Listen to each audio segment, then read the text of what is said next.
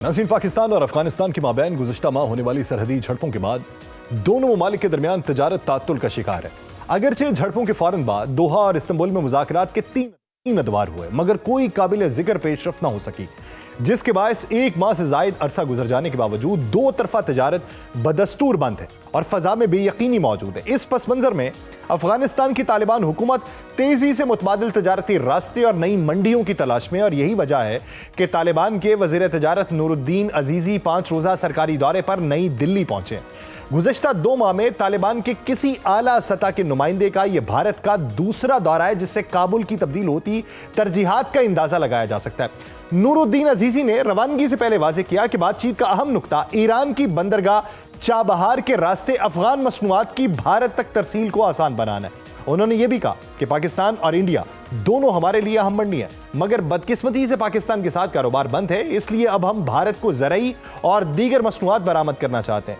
काबुल के हुकाम के मुताबिक हालिया कशीदगी ने बरसों पर मुहित इस तजारती ढांचे को मुतासिर किया है, जिसमें पाकिस्तान अफगान सामान के लिए सबसे सस्ता, सबसे तेज तरीन रास्ता फराहम करता है। ताज़ा फलों और ख़राब होने वाली मसनूआत की बैनुल-अक़वामी मंडियों तक बरवक्त तरसील के लिए पाकिस्तानी रास्ता हमेशा नागुज़ीर समझा जाता था, लेकिन इस मरतबा सूरत हाल बदली हुई है। तूरखम और चमन जैसे बड़े तजारती मराकिज़ बंद हैं। मुसल्लह झड़पों के बाद तो हालात मजीद पेचीदा हो चुके हैं। कराची की बंदरगाह समेत पाकिस्तान के मुख्तलिफ हिस्सों में तकरीबन 12,000 अफगान माल बरदार ट्रक्स हफ्तों से फंसे हुए हैं। आदाद शुमार से यह जाहिर होता है कि पाक अफगान तजारत का हजम पाकिस्तान के हक में है। पाकिस्तान ने गुज़श्ता माली साल अफगानिस्तान को 1 अरब 40 करोड़ डॉलर की बरामदात की, जबकि अफगानिस्तान का दरामदात का हजम 61 करोड़ डॉलर रहा। तजारत की बंदिश से किस मुल्क का ज्यादा नुकसान होगा, इस सवाल पर माहिरीन की आरा मुख्तलिफ है, मगर एक बड़ा तबका समझता है कि पाकिस्तान को ज्यादा मौशी नुकसान सहना पड़ सकता है, क्योंकि अफगानिस्तान पाकिस्तानी मसनूआत की बड़ी मंडी है। चमन बॉर्डर से रोजाना 300 के करीब ट्रक अफगानिस्तान जाते हैं, जबकि पाकिस्तान आने वाली गाड़ियों की तादाद खासी कम होती है।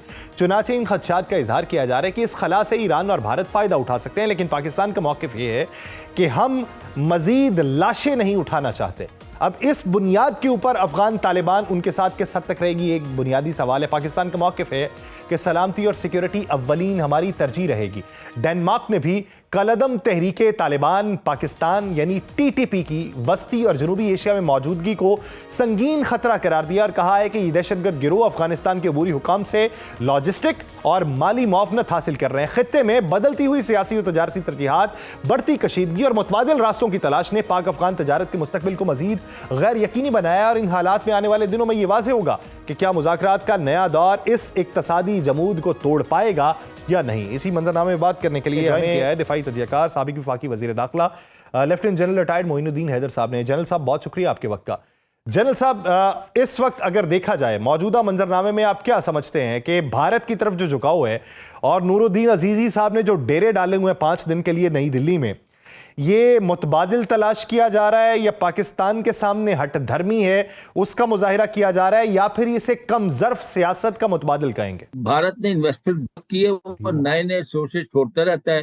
कभी कहता है मैं $100 बिलियन की आपको फॉरेन इन्वेस्टमेंट दूंगा, जिससे आपके ऊपर हम जो है बड़े दरियाओं पर डैम बनाएंगे, बिजली भी बनेगी, पानी की नहरें निकालेंगे ताकि पाकिस्तान का पानी बंद करे इंडस बेसिन ट्रीटी को चैलेंज करने के बाद।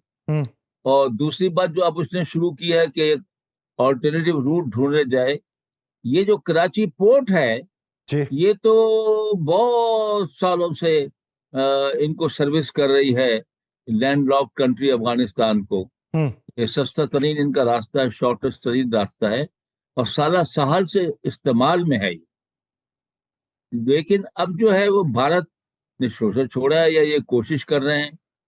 चाबहार जो है वो भारत डेवलप कर रहा था ईरान के लिए, लेकिन मेरे ख्याल में पिछले जो झड़प हुई है इसराइल ने और अमेरिका ने बमबारी की है ईरान में, और ईरान ने फिर वापस कतर में और इसराइल पर जो है अपना मिसाइल फेंके हैं, तो उस वक्त पता चला कि बहुत से जासूस जो है वहां पर वो इसराइल की मदद कर रहे थे। अब हिंदुस्तान और इसराइल का बहुत क्लोज कोऑर्डिनेशन और कोऑपरेशन है, और, और वो किसी भी मुसलमान मुल्क को पहुंचाने के लिए, नुकसान पहुंचाने के लिए किसी की, उस वक्त जो पकड़े गए थे जिन पे शक था कि इन्होंने जासूसी की है, उसमें इंडियन बहुत सारे थे। अब पता नहीं है कि ईरान चाहेगा कि चाबहार के जो पोर्ट है वो हिंदुस्तान को दिए रखे डेवलप करने के लिए, और उसको जासूसी का बड़ा अड्डा बन दे कल। लेकिन तो सर उससे एक सवाल पैदा भी होता आया है कि था। चाबहार का ऑप्शन अफगानिस्तान के लिए सूदमंद किस हद तक है?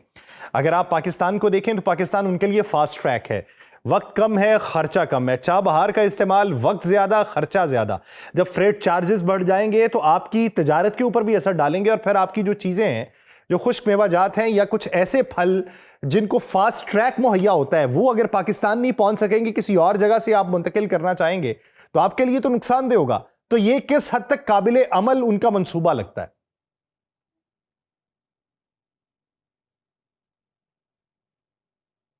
देखिए, मंसूबा बहुत महंगा है हम्म। और इतना प्रैक्टिकल नहीं है।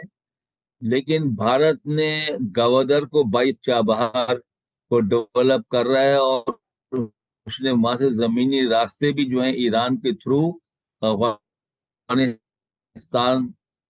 की तरफ बनाए हैं, सड़कें भी बनाई इसी काम के लिए, बाईपास करने के लिए। और पाकिस्तान को नुकसान, बहुत पैसा लगेगा, खर्चा ज्यादा आएगा, और खातिर खा जो है इनकी तिजारत जो है वो कामयाब नहीं हो सकेगी। और वाहिद हल जो है इनका यही बनता है कि पाकिस्तान के साथ ताल्लुकात ठीक करें। अफगानिस्तान वाले बहुत कीन हैं और बहुत चाहते हैं कि रास्ता खुल जाए चमन का और तोरखम का, लेकिन गारंटी देने को तैयार नहीं है कि हमारे पास से दहशतगर्दी नहीं होगी। तहरीरी कोई चीज साइन करने को तैयार नहीं है कि हम पूरी कोशिश करेंगे दहशतगर्दी हमारे सॉइल से ना हो।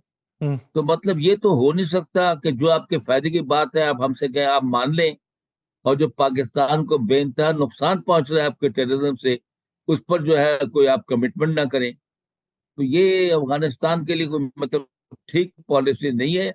ये बहुत जल्द इस बात को रियलाइज कर लेंगे कि ये जो चाबहार का और सर उसका सोच रहे हैं कि मौजूदा सूरत पाकिस्तान के हाल ऊपर में तो प्रेशर है, रियलाइज करते पाकिस्तान में दिखाई कोई नहीं प्रेशर देते। नहीं ये आएगा। ताजिकिस्तान, तुर्कमानिस्तान, उज्बेकिस्तान, ये वहां तक अपनी मंडियों को फरोग देना चाह रहे हैं, और पिछले 1-2 माह के अदादोशुमार ये बताते हैं कि इन्होंने अपनी तजारत को वहां पे थोड़ा सा बढ़ाने की कोशिश की है। लेकिन क्या ये देरपा है? देखिए जी, सारी इनकी जो खाने की, पीने की, गंदम की, चीनी की, खाद की, ये सारी चीजें पाकिस्तान से जाती हैं या फिर इनकी इंपोर्ट होती है बाहर से, जो कराची पोर्ट से हम इनको पहुंचाते हैं। हम्म। तो ये सेंट्रल एशिया के बहुत से ममालिक भी वीट और शुगर बहुत से में उनको भी कमी रहती है। वो भी एक जमाने में पाकिस्तान से अफगानिस्तान के थ्रू वहां जा रही थी। तो ये मतलब ये पाकिस्तान को बाईपास करके नुकसान में रहेंगे, बिकॉज इनके जो ट्रेड है वो और सफर, और वहां के अवाम सफर करेंगे। वो अपने तालिबान पे प्रेशर लाएंगे कि भाई इस मसले को सेटल करें आप।